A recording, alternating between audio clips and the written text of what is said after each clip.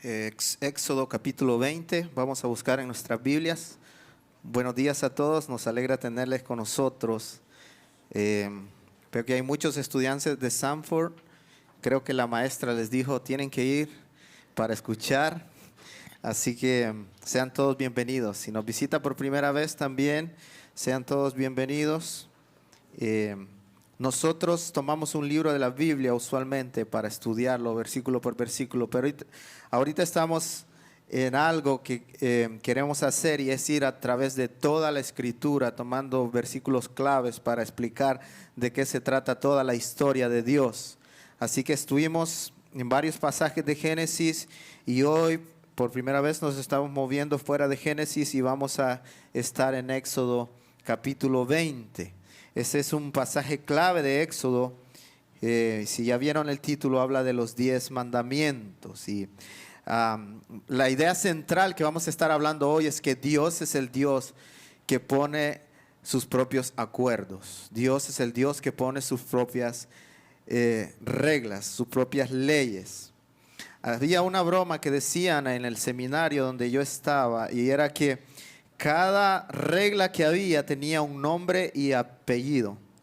Lo que significaba es que alguien había roto, había hecho algo en el pasado, entonces por causa de lo que esa persona hizo, se había puesto esa regla. Así que ojalá que usted no vaya al seminario donde yo estaba, porque probablemente hay alguna regla ahí que lleva mi nombre. Pero era así.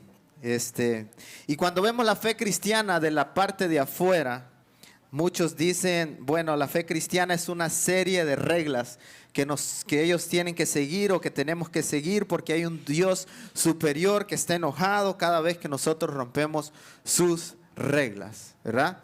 Entonces se vuelve la vida cristiana algo tedioso porque venimos con miedo, pensamos que Dios está enojado todo el tiempo y que está con una varita ahí queriendo castigar a sus hijos, y que las reglas que Él ha puesto ha sido para hacernos la vida imposible a nosotros. Muchas veces esa es la imagen que tiene la gente de por qué Dios nos dio la ley, ¿verdad?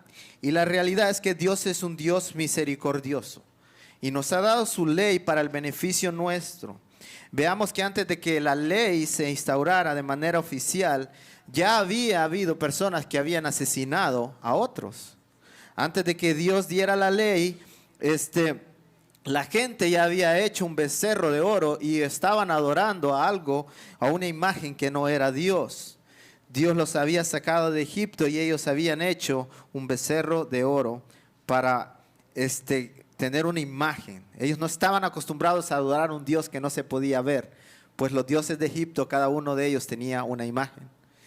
Y también Adán y Eva ya habían comido del fruto del bien y del mal que les dijo que no comieran, y se volvieron a la idolatría pensando que su desobediencia les haría igual que el Creador.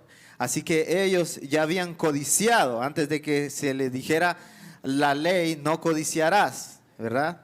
Entonces lo que la ley hace es poner unas barreras para que el hombre no siga distorsionando la imagen de Dios. Y como consecuencia, que no distorsionen su imagen, porque cada vez la humanidad se iba distorsionando más. Entonces eso es lo que hace Dios, poner unas barreras para que nosotros no sigamos distorsionando su imagen. Así que vamos a leer los 10 mandamientos, así como se le llama comúnmente, y vamos a leer Éxodo capítulo 20, versículos del 1 al 17. Y no vamos a estudiar estos versículos, explicarlos uno por uno. Vamos a dar una idea general y hablar en general sobre lo que la ley significa para nosotros. Entonces leamos desde el versículo 1. Dice: entonces Dios habló todas estas palabras diciendo: yo soy el Señor tu Dios, que te saqué de la tierra de Egipto, de la casa de servidumbre. No tendrás otros dioses delante de mí. No te harás ningún ídolo, ni semejanza alguna de lo que está arriba en el cielo, ni abajo en la tierra, ni en las aguas debajo de la tierra.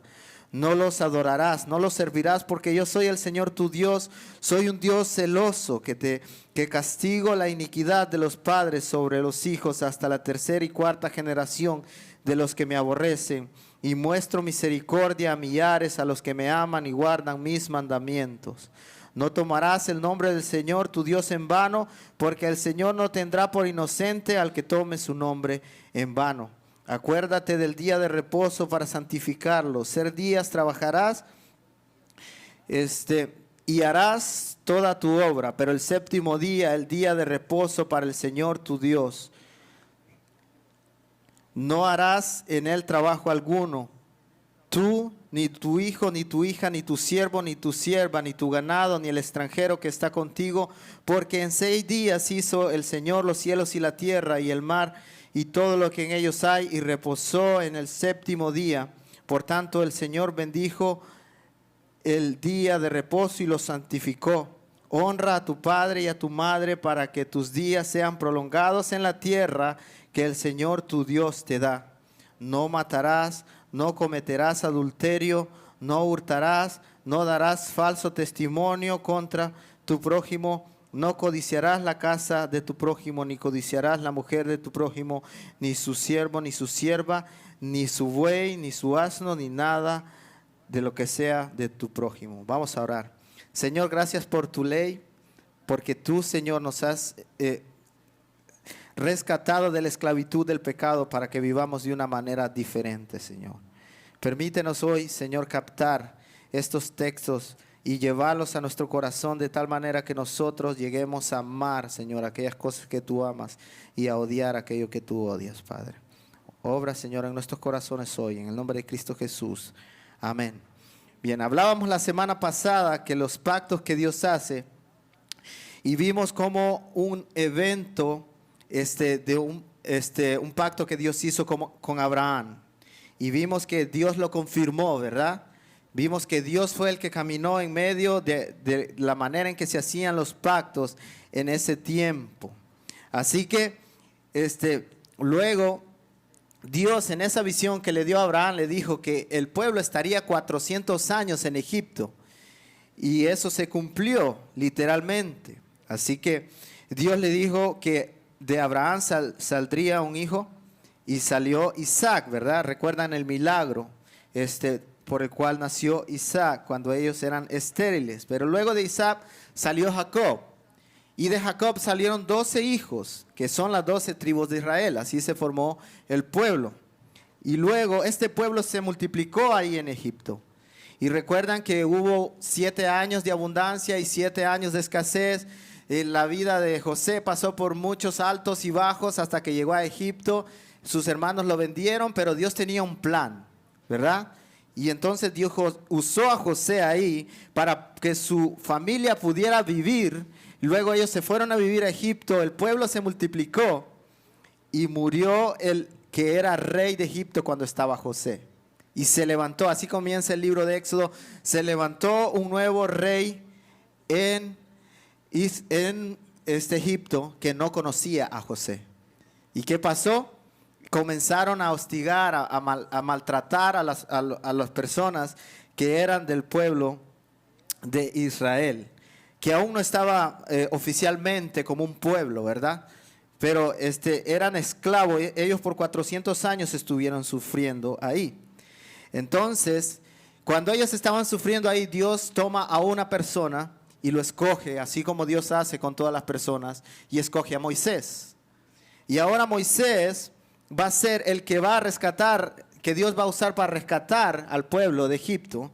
¿Y cómo lo hace? Bueno, hay muchas señales que Moisés tiene que hacer, pero Dios manda un montón de plagas para que Faraón pueda ver el poder de Dios. Y cada una de esas plagas era un desafío a cada uno de los dioses que tenía Egipto. Así que Dios demuestra que Él es el único Dios. Y de eso se trata el libro de Éxodo. Éxodo significa salida. Es cuando ellos salen de la esclavitud, cuando estaban ahí en Egipto. Entonces, la gente ha salido de Egipto y las circunstancias, las relaciones, el ambiente que Egipto ha formado en estas personas está impregnado en su carácter. está impregnado en la manera en que ellos reaccionan. Todos nosotros tenemos un trasfondo, todos nosotros reaccionamos a las circunstancias que han afectado nuestras vidas y el pueblo de Dios no era la excepción. Ellos estaban acostumbrados a ver la adoración de otros dioses, de imágenes. Ellos estaban acostumbrados a ver los sacrificios de los niños a Moloch. Ellos estaban acostumbrados a vivir sin un Dios verdadero, pero Dios los escoge y tiene planes para hacer con ellos una nación diferente. Por eso Él les da la razón por la cual Él los rescata. Mira el versículo 2, que les dice: yo soy el Señor tu Dios que te saqué de la tierra de Egipto, de la casa de servidumbre. Entonces, dos cosas, dice Dios, hice yo con ustedes. Él les dice: yo soy el Señor, ¿verdad? Él está diciendo: yo soy el que te creó a ti. Y la segunda cosa que le está diciendo es: yo te saqué de la esclavitud de Egipto. Entonces, en base a lo que Dios hace, en base a eso es que Dios ahora va a demandar cosas de su pueblo. Entonces, primero Dios hizo eso por ellos, ahora Él va a hacerlos una nación diferente. Y Él les recuerda: yo los he sacado de esta situación. Entonces, lo que pasa a continuación es que Dios dice: antes ustedes vivían bajo las normas y el régimen de Egipto, pero ahora ustedes están bajo mi dominio, bajo mis reglas, porque ustedes ahora son mi posesión, mi especial tesoro. Y yo quiero que ustedes vivan de una manera diferente a la que viven los demás pueblos. Entonces, si nota, cuando Dios les da los mandamientos que nosotros acabamos de leer, los primeros 4 mandamientos, dice que Dios escribió con su propio dedo ahí los mandamientos y se los dio a Moisés, y eran 2 tablas de piedra. En los primeros, cuando muchos se ponen a hablar de esto, dicen que la primera tabla habla de la relación que ellos tenían que tener con Dios, y la segunda era la relación que ellos tenían que tener con los demás. Entonces, la segunda tabla depende de la primera, porque si ellos no tienen una relación buena con Dios, ellos no van a tener una relación buena con sus semejantes ni con el pueblo. Entonces, ellos necesitan primero enfocarse en Dios. Entonces, los primeros 4 mandamientos se enfocan en Dios y los leímos hace unos minutos. Entonces, piense en un momento cómo los mandamientos de Dios son una fuente de gracia para nuestras vidas.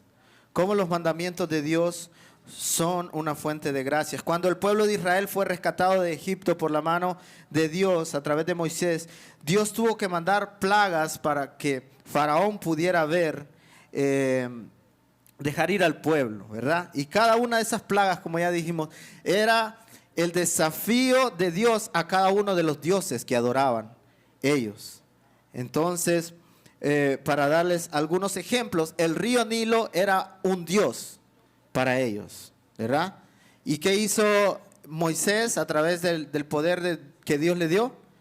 Convirtió el agua del Nilo en sangre y lo dejó inservible. Dios demostrando que Él es Dios, el Dios que tiene poder y no lo que ellos creen que tiene poder. Las cosechas, ellos tenían un Dios que era el Dios que les daba las cosechas. Entonces ellos venían, hacían sacrificios a ese Dios para que ese Dios les respondiera y les diera las frutas y las verduras que ellos necesitaban. Entonces Dios destruye todas las cosechas y dice: yo soy el que hace que estas cosas funcionen y no el Dios que ustedes tienen. Así que el Dios de ellos no los pudo salvar, no pudo salvar las cosechas. La plaga de la oscuridad también. Ellos tenían un Dios, ¿verdad?, a quien ellos adoraban, que era el que alumbraba, ¿verdad? La muerte de los primogénitos. Esta era una demostración del poder de Dios. Había un Dios de la fertilidad, que era el Dios que hacía nacer, y entonces Dios desafía a cada uno de sus dioses. Y lo que hace Dios aquí es demostrarle al pueblo de Dios que esos dioses que los egipcios están adorando no tienen ningún poder.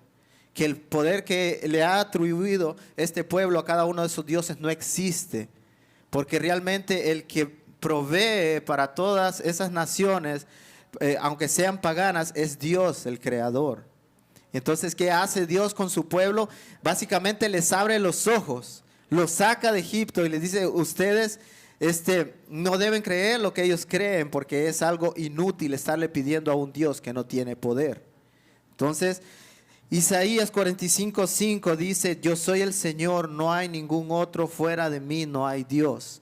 Dios está mostrando a ellos y les está enseñando de que no hay poder en ninguna de esas imágenes. Entonces, Dios pudo, hermanos, dejar al pueblo de Israel ciego, adorando a sus dioses egipcios ahí, que no eran reales ni tenían poder. De hecho, eran creación humana. Imagínense, ¿qué poder puede tener un ídolo que es creado por un ser humano? Qué triste, ¿no? Así que Dios les abre los ojos a ellos y a través de los mandamientos Él les dice, yo soy el único Dios verdadero. El conocimiento de la verdad les da Dios en un acto de misericordia. Así que Dios le dice, por lo tanto no tendrás dioses ajenos, en el versículo 3. Y tampoco harás ningún ídolo, dice el versículo 4. No sea que me presentes, no me presentarás con ninguna cosa creada, porque yo trasciendo sobre todo. No me compares con la creación, dice Dios, porque yo no soy creado. Y el versículo 7 dice, respeta mi nombre, no tomes mi nombre a la ligera y acuérdate del día de reposo, en el versículo 8. Así que, hermanos, Dios no es un Dios, un tirano que simplemente se presenta exigiendo obediencia, diciendo, hagan esto por mí. Dios ha hecho un rescate, primeramente, y aún más, Él dice, yo los creé a ustedes. Y aún en medio de lo que les pide, Dios dice, lo que yo estoy pidiendo de ustedes no solamente es un beneficio para mí, yo no necesito nada, dice Dios, es un beneficio para ustedes mismos. Entonces Dios pudo dejarlos ahí con el conocimiento ciego que ellos tenían acerca de la adoración pagana, pero Él no lo hace así. Él decide rescatarlos de sus vanas maneras de pensar. Pero otra cosa que Dios hace es que Él los rescata. Por 400 años ellos han sufrido y entonces Dios escoge a Moisés para rescatarlos. Y Dios no solamente los saca de la esclavitud, sino que Dios es tan misericordioso que dice, y recordarán que ustedes serán esclavos cuando yo les haga descansar. Y voy a poner un día de reposo y ese día ustedes van a descansar. Ustedes, yo creo que ellos trabajaban 7 días a la semana, todo el tiempo que los egipcios los hostigaban para trabajar. Y cuando Dios los rescata, se imaginan esa paz que ellos sentían en el día de reposo cuando ellos decían, wow, hoy no tenemos que trabajar. ¿Se acuerdan cuando estábamos allá y nos obligaban a trabajar los domingos? Quizás era el sábado, qué sé yo. Pero ellos recordaban de que ellos eran esclavos. Y ahora ellos recuerdan el privilegio, llaman a Dios porque era un privilegio descansar y contemplar al libertador que los había sacado. Entonces, la ley, hermanos, era para el disfrute de ellos, no era para hostigar al pueblo. Piense por un momento las cosas que nosotros tenemos que respetar ahora en nuestra sociedad. Son muchas, ¿no? Y muchas veces nosotros quisiéramos que algunas leyes no existieran. Porque pensamos que, no hombre, sería mejor que se hiciera de esta o la otra manera. Por ejemplo, cuando están las colas de los semáforos, ¿no? Cuando está en la 280, por ejemplo. ¡Wow! ¿Cómo se pone? Y entonces, muchas veces nosotros pensamos, no hombre, sería mejor si quitamos todos estos semáforos y pudiéramos ir derecho. Pero ¿qué pasa cuando hay intersecciones, no? Y cuando estamos rápidos porque queremos llegar al trabajo. Imagínese un día sin semáforo. Entonces, aquí es fácil porque la gente ya sabe una regla, ¿no? Que usted llega, la regla de los 4 se llama, ¿verdad? Y entonces usted llega y el primero que llegó es el que va a ir, después va el del otro lado y así. En nuestros países hay la ley del más fuerte, ¿verdad? Y ahí está uno metiendo el auto y el otro quiere pegarle al otro y es un solo caos. Imagínese si todos nosotros tuviéramos o no tuviéramos ley. Sería un caos.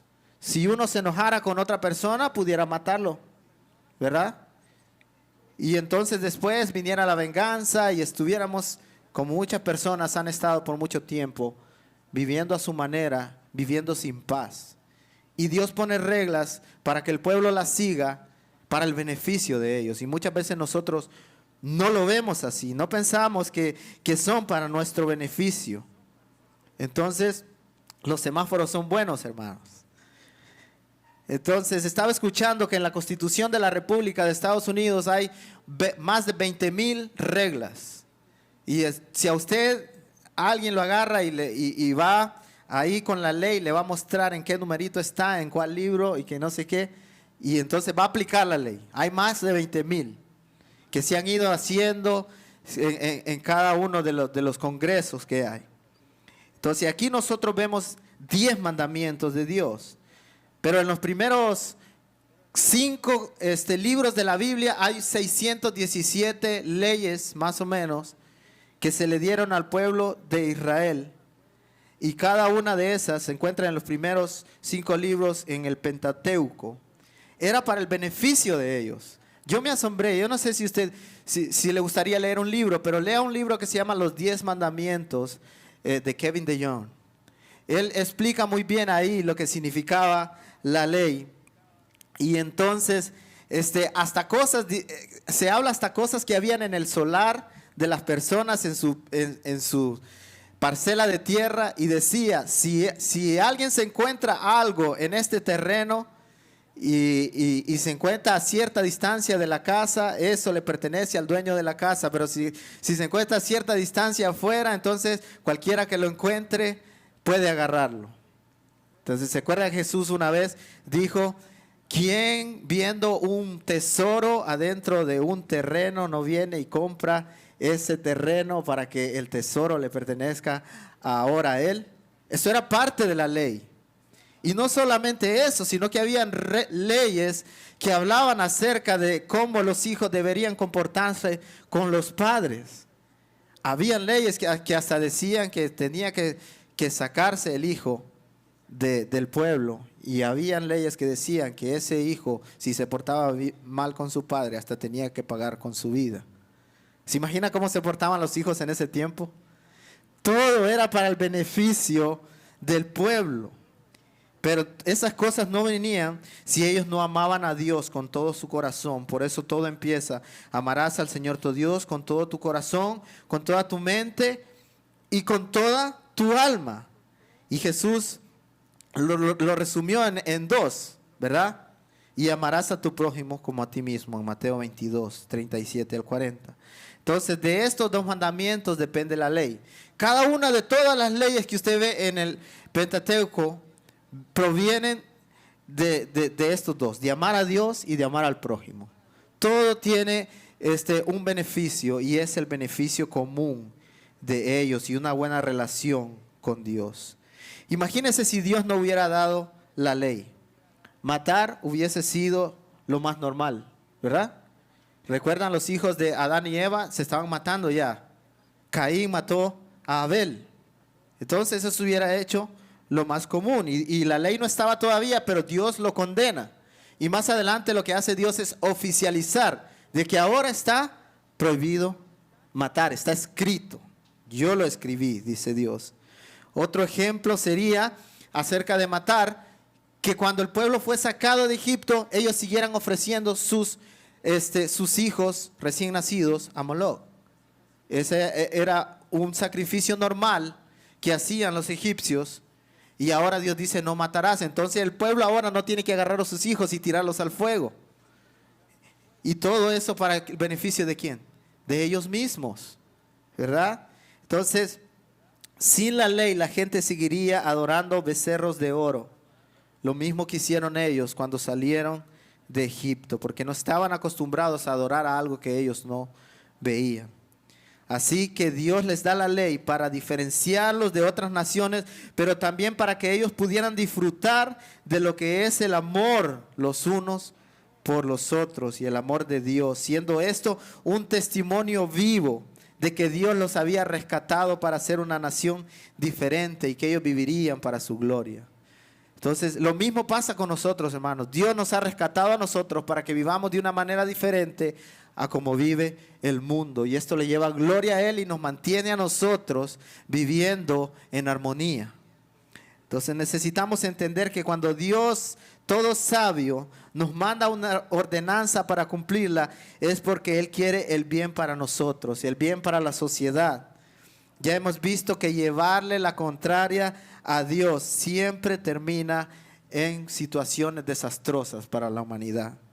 Así que Dios quiere un pueblo santo, un pueblo apartado del pecado, de tal manera que entre más le obedecían, más se parecían a Dios. Y pasa lo mismo. Usted se convierte en la cosa a la que usted adora.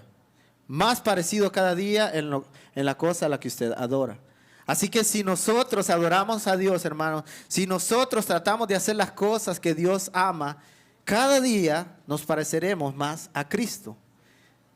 Y eso es lo que Dios quiere.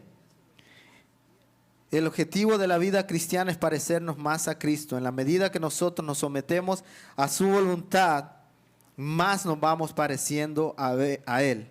Y debemos entender que este es el objetivo nuestro en la vida. Observe las palabras del salmista cuando él dice: sino que en la ley del Señor está su deleite y en su ley medita de día y de noche. Salmos 1:2. Yo no sé si usted fue así como yo fui, pero en un tiempo yo no disfrutaba leer la palabra de Dios. A mí me aburría mucho estudiar la Biblia. Y de repente un día Dios me cambió y poco a poco me fue dando un amor por su palabra. De tal manera que ahora yo disfruto muchas veces sentarme ahí y escuchar a otros enseñar. Es un gozo para mí. Y sabe que muchas veces nosotros queremos que la palabra de Dios o la manera en que Dios nos ha dado sus leyes nos transformen de un día para otro, ¿no? Es como cuando vamos al gimnasio, la gente en enero, ¿verdad? Piensa de que con 4 días que vaya ya el cuerpo se va a transformar, ¿verdad? Y muchas veces la palabra de Dios trabaja lentamente, que nosotros no vemos. Y de tanto ir a un estudio bíblico y de tanto nosotros venir cada domingo a la iglesia, la palabra de Dios está trabajando poco a poco y nos va haciendo cada vez más fuertes, de tal manera que de repente uno dice: wow, esto era algo que antes yo amaba y ahora lo odio, porque eso daña el corazón de Dios. ¿Cómo sucedió esa transformación? No fue algo de la noche a la mañana, fue Dios transformándonos paulatinamente por el poder de su palabra. Entonces, esas son cosas que nosotros debemos procurar, hermanos. Debemos procurar exponernos cada día, cada semana a la palabra de Dios para que nos transforme y para que nos moldee a la imagen de Cristo. Entonces, muchas veces las cosas que a nosotros nos satisfacían, ahora nosotros las odiamos porque son cosas que Dios odia. Por eso el salmista ahora, después de mucho tiempo que quizás ha pasado expuesto a la palabra de Dios, él dice: tu palabra, tu ley es mi deleite. Probablemente no lo era antes, pero lo es ahora. Entonces, por eso aquellas personas que luchan con pecados en sus vidas, se duelen cuando ellos fallan. Nos dolemos porque reconocemos que eso daña el corazón de Dios. Y eso es bueno muchas veces, hermanos. Es bueno fallar a veces. Y yo creo que si usted se duele cuando usted falla, es símbolo de que todavía hay fe. Y de que todavía Dios ha puesto ese deseo en usted de no fallarle y de querer ser como Él. Entonces Dios, gracias a Cristo, nos da otra oportunidad de volver a empezar. Pero ¿cómo funciona esto? Renovando nuestros pensamientos. Dice que nosotros, Romanos dice que nosotros debemos desplazar todos esos pensamientos malos que hay en nuestra mente. ¿Y cómo se desplaza eso? Con la palabra de Dios. Entonces así nos vamos pareciendo a Dios, estudiando lo que Él nos ha dejado. Dios no solamente, hermanos, nos dice cómo debemos comportarnos, sino que Él también nos da la dirección de cómo nosotros debemos adorarle. Cómo nosotros debemos adorarle. Entonces Dios saca ahora al pueblo de Egipto y dice, ahora ustedes no tienen que asistir a todas esas, esos sacrificios que hacían los egipcios. Yo les voy a dar una mejor manera de que ustedes adoren. Y Dios instituye ahora un lugar donde se va a adorar a Dios, que es el tabernáculo, y les da instrucciones cómo ellos deberían poner esta tienda en medio de todo el pueblo para que ellos pudieran adorar, y donde se hacían los sacrificios. Y eso también está en el Pentateuco, en el libro de Levítico, y específicamente en el capítulo 16. Dios ordena construir esta tienda rectangular que su largo era 3 veces su ancho, y no tenemos tiempo para explicar todo el simbolismo de lo que significaba, de lo que hacía cada elemento del tabernáculo, pero nos enfocaremos en el lugar santísimo, el cual era un cuadro perfecto. Era la última parte de ese rectángulo, y entonces era como una casita cuadrada en la cual estaban las tablas de la ley. Y también estaba la vara de Aarón. Y ahí el sacerdote, hermano, solo podía entrar una vez al año. Y tenía que hacer una serie de limpiezas y rituales para poder entrar ahí. Porque era tan sagrado hacer eso. De tal manera de que muchas veces o siempre se le ponía una cuerda en el pie al sacerdote que entraba ahí. Porque era un lugar tan santo que decía, si este hombre muere ahí, entonces nosotros lo alamos con la cuerdita que tiene amarrada ahí en el pie. ¿Pero qué significaba todo esto? Bueno, el sacerdote hacía algo en ese día, que era el día de la propiciación, y se traían 2 animales, dos machos cabríos, y se ponían ahí enfrente del pueblo, y el sacerdote ponía la mano sobre uno de ellos, y luego uno de ellos se dejaba ir vivo para el desierto, que se perdiera allá. Eso significaba que el traspaso de los pecados del pueblo se ponían sobre ese animal y se dejaban ir, y Dios los alejaba de ellos. Pero el segundo macho cabrío que se sacrificaba, su sangre se ponía en una especie de bowl. Ya no sé cómo decirlo, en mi país decimos paila. Pero se ponía ahí la sangre y se entraba en el lugar santísimo y se derramaba esa sangre sobre las tablas de la ley. Y eso significaba ir ante la presencia de Dios y decirle a Dios, alguien ha muerto. Alguien ha muerto en el sacrificio, y ese que ha muerto ha llevado los pecados del pueblo. Entonces Dios instituyó el sacrificio, y más adelante Dios va a desarrollar todo ese sistema de sacrificios para que Cristo sea el sacrificio perfecto. Pero en ese tiempo ellos tenían que matar un animal. Y la pregunta que nos viene aquí es, ¿por qué tenía que morir un animalito cuya voluntad no era morir? ¿Verdad? El sacrificio era imperfecto, porque en ese tiempo el animalito no decía, máteme a mí, máteme a mí. No. Pero más adelante, el sacrificio perfecto, quien es Cristo Jesús, Él pone su vida voluntariamente. Y Él tiene que salir de la ciudad y lo sacrifican afuera de Jerusalén. Todo el simbolismo de ese sacrificio se cumple en Cristo Jesús. Y su sangre es derramada y Él quita el pecado del mundo. Juan dijo, he aquí el Cordero de Dios que quita el pecado del mundo. No solamente tapa temporalmente como hacía un animal en el pasado, sino que Él limpia. Isaías dice que nuestros pecados fueron alejados de Dios, así como está alejado el norte del sur. Entonces vemos el cumplimiento de estos sacrificios en Cristo Jesús. Pero lo bonito de esto es que no es algo obligado que Jesús tiene que hacer, sino que Jesús mismo dice ahí en Juan, nadie quita mi vida, yo mismo la pongo voluntariamente por ustedes. Y Dios decide ir a la cruz y derramar esa sangre que nos limpia y nos lava por completo. Entonces, ¿cómo aplicamos esto en nuestras vidas? Hermanos, Dios nos ha dado un manual de vida y Él desea el bien para nosotros. Él quiere hacer de nosotros un pueblo que se parezca más a Él cada día. Por eso Él desea moldearnos progresivamente a través de la obediencia de su palabra. Él desea nuestro bien. En segundo lugar, Él desea que nuestra adoración llegue hasta el trono de su gracia. Y Él ha dejado la manera en que nosotros debemos adorar.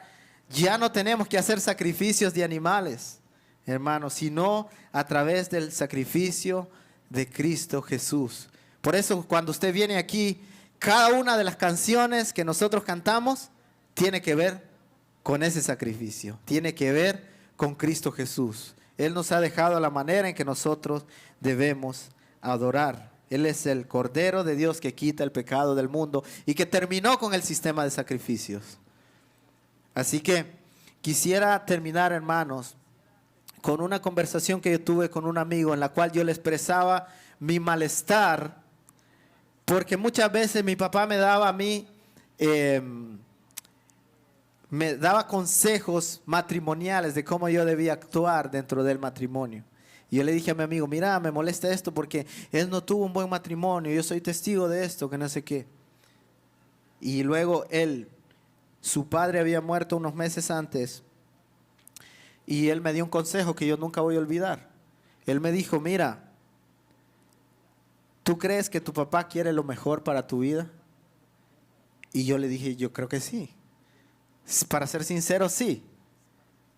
Y luego yo le dije a mi amigo, sí, yo creo que sí. Entonces él me dijo, entonces escucha las palabras de un padre que se preocupa por ti y que no quiere que tú cometas los mismos errores que él cometió.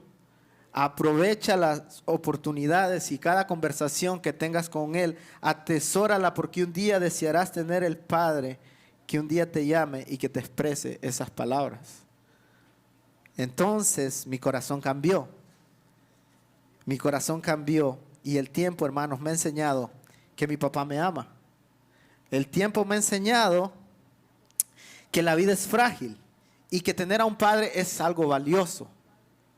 Y aquellos que lo han perdido saben de lo que yo estoy hablando. Entonces Jesús en una ocasión habló acerca de esos padres imperfectos. Y Él dijo, pues si ustedes siendo malos saben dar buenas dádivas a sus hijos, siendo imperfectos desean lo bien para sus hijos. Dice, ¿cuánto más su Padre que está en los cielos dará cosas buenas a los que le piden? Mateo 7. Entonces, hermanos, Dios nos ama y Él quiere lo mejor para nosotros. Y que cuando Él nos da este manual es porque Él dice, la vida va a funcionar mejor si tú la obedeces. Yo espero que usted crea eso. Y cuando nosotros amamos más a Dios, hermanos, los mandamientos de Dios se vuelven algo hermoso. El Nuevo Testamento dice que los mandamientos de Dios no son gravosos, no son difíciles. Dios no escribió sus leyes para hacernos la vida imposible. Él escribió su ley para hacernos mejores personas y para evitarnos el dolor y el sufrimiento muchas veces. Y en última instancia para parecernos más a Él. Pidámosle que nos dé la valentía y la capacidad para escudriñar su ley, para aplicarla a nuestras vidas. Dios es el Dios que pone los parámetros, Él pone las reglas, Él pone su ley y lo hace para nuestro bien y para su gloria.